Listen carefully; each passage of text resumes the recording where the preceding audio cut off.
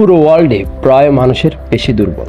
এই পেশি দুর্বল হওয়ার পেছনে অনেকগুলো কারণ লুকায়িত, বিশেষ করে দৈনন্দিন জীবনে এলোমেলো খাবার, অতিরিক্ত জাঙ্ক ফুড, ব্যায়ামের অভাব। কি কারণে মানুষের পেশি দুর্বল হয়, আজকের এই ভিডিওতে আপনারা বিস্তারিতভাবে জানতে পারবেন।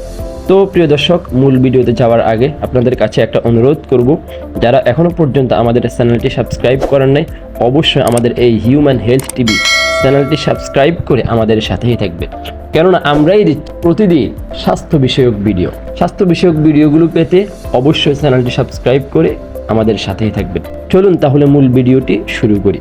পেশি দুর্বলতা, যেটাকে ইংলিশে বলা হয় মাসকেল উইকনেস, মূলত শারীরিক পরিশ্রমের অভাব, ভিটামিনের ঘাটতি, বয়সজনিত কারণ অথবা স্নায়ু ও পেশির বিভিন্ন রোগের কারণে হয়ে থাকে এই পেশি দুর্বলতা। এটি হঠাৎ বা ধীরে ধীরে প্রকাশ পেতে পারে। পেশি দুর্বল হওয়ার পিছনে আরো অনেকগুলো প্রধান কারণ রয়েছে। 1 নাম্বার, জীবনযাত্রার ধরন, লাইফস্টাইল ফ্যাক্টরস। ব্যায়ামের অভাব, দীর্ঘক্ষণ বসে কাজ করা বা শারীরিক পরিশ্রম না করলে পেশি কার্যক্ষমতা হারায়, ফলে পেশি দুর্বল হয়। 2 নাম্বার, পর্যাপ্ত ঘুমের অভাব, নিয়মিত ঘুমের ঘাটতি পেশীয় অবসন্নতার অন্যতম কারণ।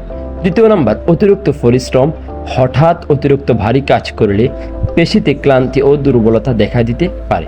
4 নাম্বার, উল্লেখযোগ্য বিষয় হচ্ছে পুষ্টি ও খনিজ উপাদানের অভাবে মানুষের পেশি দুর্বল হয়। ইলেকট্রোলাইটের ভারসাম্যহীনতা, রক্তে পটাশিয়াম, ম্যাগনেসিয়াম বা ক্যালসিয়ামের যাত্রা কমে গেলে পেশি দুর্বল হয়। ভিটামিনের অভাব, ভিটামিন ডি এবং ভিটামিন B12 এর ঘাটতি পেশির শক্তি কমিয়ে দিতে পারে। 5 নাম্বার কারণ হচ্ছে স্বাস্থ্যগত সমস্যা ও রোগ, স্নায়বিক রোগ যেমন মাল্টিপল স্ক্লেরোসিস, ALS অথবা পার্কিনসন রোগ, অটোমিউন রোগ, মায়াস্থেনিয়া গ্রাভিস বা প্রদাহজনিত মায়োপ্যাথি, যেখানে শরীরের রোগ প্রতিরোধ ক্ষমতা নিজের পেশিকে আক্রমণ করে।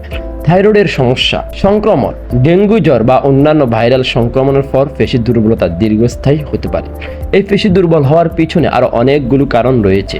বয়স বৃদ্ধি, বয়স বাড়ার সাথে সাথে স্বাভাবিকভাবে পেশির ভার ও শক্তি কমে যায়। কিছু নির্দিষ্ট ঔষধ যেমন স্টেরয়েড, কোলেস্টেরল ওষুধ পেশি দুর্বল করতে পারে। প্রিয় দর্শক, আজকের ভিডিওতে আমি যেই কারণগুলোর কথা বলেছি, এই কারণগুলো অথবা এই রোগগুলো যাদের ভিতরে আছে, আপনারা চেষ্টা করবেন অতি দ্রুত এই রোগগুলো সারিয়ে ফেলার জন্য, কেননা আপনার এই রোগগুলো আপনার পেশি দুর্বল করে দিতে পারে।